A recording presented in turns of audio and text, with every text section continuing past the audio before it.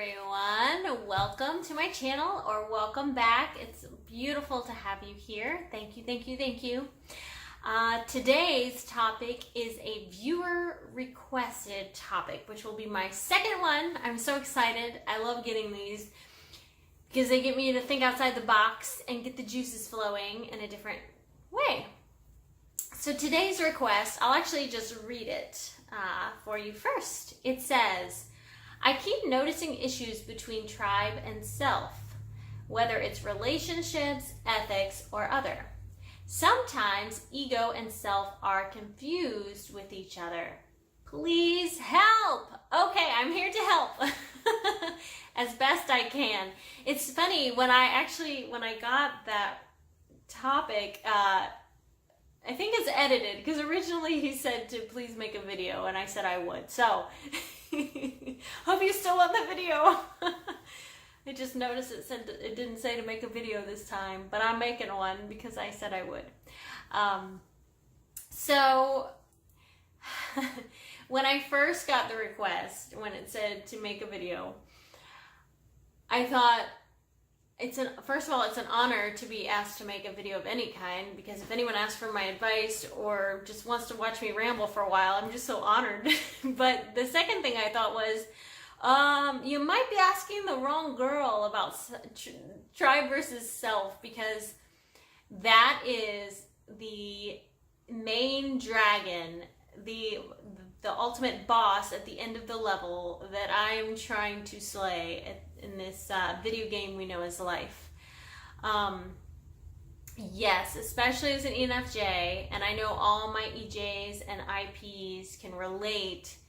That is our sort of overarching theme of trying to learn, throughout life. The journey is learning to not give a damn about what people think, and that's hard, because growing up, I was this little prissy girl that would always try to sing and dance and look at me, and I'm doing all these awesome things, and I want attention and I want approval, and do you like me? And then sort of mold myself into being liked. What can I be so that you will like me? Or how do I adjust myself to that so that you'll like me? Or what do I say? What do I think? How do I look? How do I act? Enough. Apply the brakes. So that's where we are today. And by we, I mean myself, and hopefully many of you in the self-growth community, that you're realizing, those of you that have struggled with this same dilemma,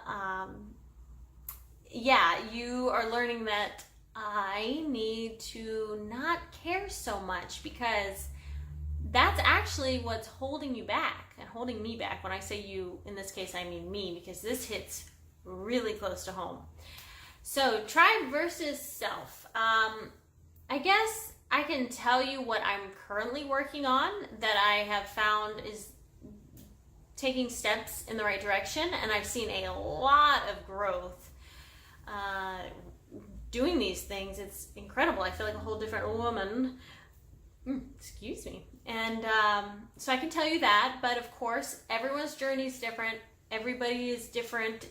We're so multifaceted. Humans are fascinating, that what works for me might not work for you. So of course, like any advice, please take what you wish and leave what you don't, and take it all with a grain of salt. But hopefully there's maybe a few things in here, that, at least one, that you can take away, and that will you can hold close to your heart, and that will help you. So I think for me, a big thing about tribe versus self is making sure I create boundaries. And that's something I didn't even know existed until I started looking into self-love and self-growth, and I realized, oh my gosh, I just kind of am a leaf blowing in the wind, and my energy is not protected in any way, shape, or form, and anyone can come in and just spew their negativity or their thoughts and opinions, and I absorb it like a sponge, and that's not good for me or anybody, because then I lose my power. And we all have our innate power that we need to sort of harness. It's your energy, it's your beliefs in your truth, speaking in TI language. So those of you with TE, that might be a little foreign. You'll have to tell me what the equivalent of the TI truth is for TE. But it's harnessing the innate goodness, that innate divine nature that is in you, and blasting that out. That's where you're powerful. So if you're allowing people to kind of muck it up and confuse you and sway you, you're not standing on solid ground. So the boundaries of no thank you, and considering, do I really want to do this thing? Do I really want to commit to this event? Do I really want to share this with this person? You know, you're almost creating an energetic boundary. Now I'm getting a little woo-woo, but you really have to protect that. It's important, and you can feel it and you can sense it when you're giving it away and you're drained, or you don't want to do something and you're sort of fighting against your intuition. It's not beneficial. It really isn't. As much as as a people pleaser, I can say, as much as you are afraid to let someone down,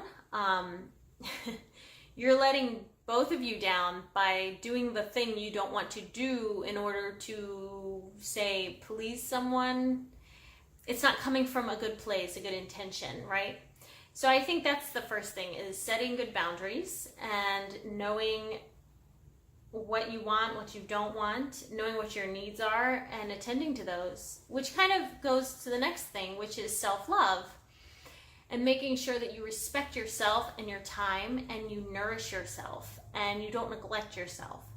I think sometimes people who have self above tribe are martyrs in a sense.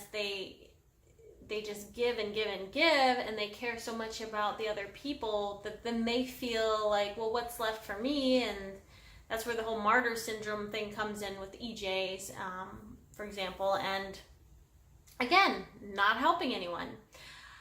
I don't want to I don't want to sound like I'm advocating selfishness, because that is kind of what it sounds like.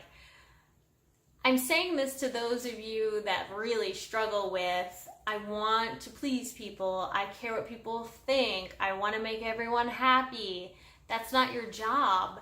You need to tend to your soul and yourself and your inner being and take care of you, and then you can go out and shine rays of light and wonder and beauty on the world. But if you are over here starving yourself in a sense, not physically necessarily, but emotionally and spiritually, whatever the case may be, you're not serving anyone. So I'm speaking more so to those people that struggle with that balance, because those that are more balanced with self and tribe, I say keep doing what you're doing. That's great. And actually, I would love to hear in the comments, those of you that feel like, doesn't matter what people think, I'm going to be me, let us know how you achieve that, because I'm figuring it out. I've sort of got it logically.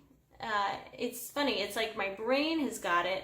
It's just taking a while to continually get it to my heart, because I'm practicing it, but I'm finding there's moments where I slip. And so yeah, that's another thing. Just not caring as much about what people think, because we're all so very different, and we all have these perspectives and lenses of which we're looking through life, that if you try to make everyone happy, which we all know is impossible, if you're coming with that intention, it's not, I want to say you're going to fail, but that's not right, because you might not. Failure, no, more so lessons being learned, right? But you're not coming at it from a good place. Sorry, this topic hits so close to home. There's so many different things I could say. I'm trying to make it cohesive and flow well. Yes, so it's important to remember that you can try your best, but you can't be everything to everyone, like the Everclear song says in the 90s. he was probably singing about an EJ girl or something, but yeah, so don't try to be everything to everyone. Do your best, but know that, you know, there's just going to be people you can't please, and times it just won't be enough, and that's okay. It's not your job to please people.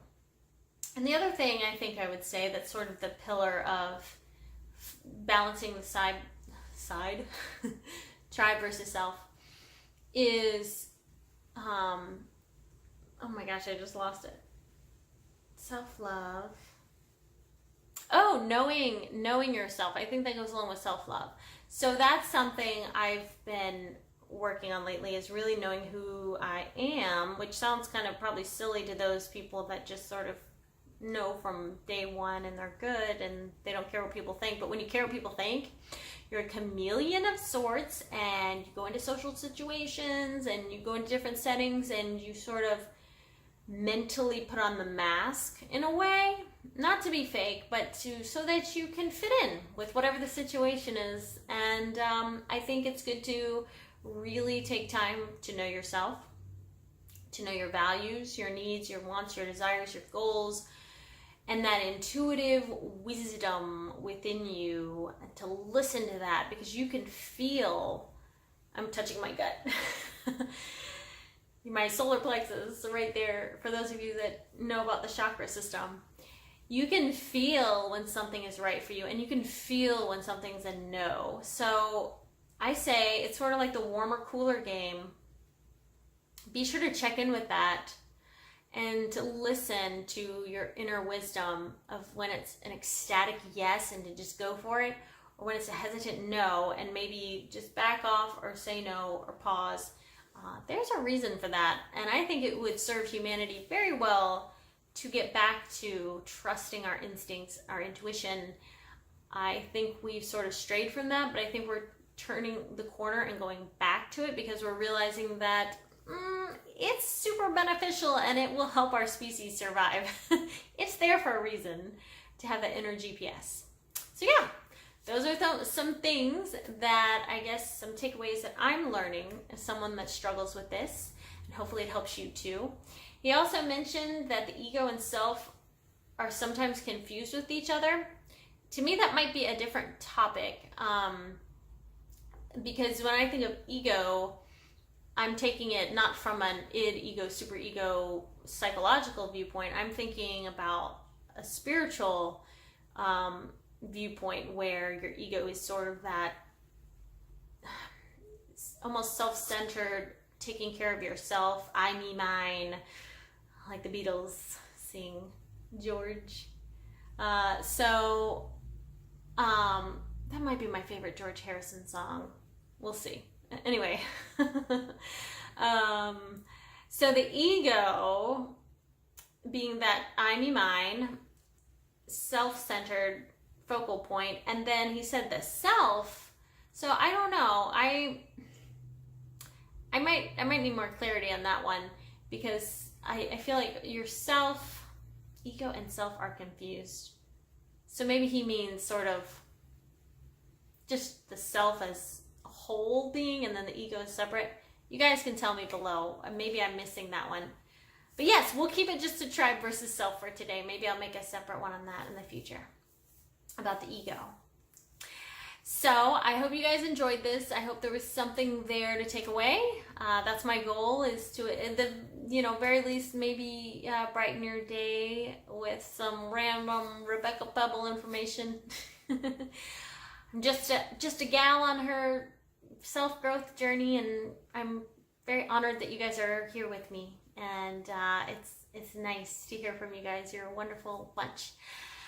So, that being said, if you liked it, please click like.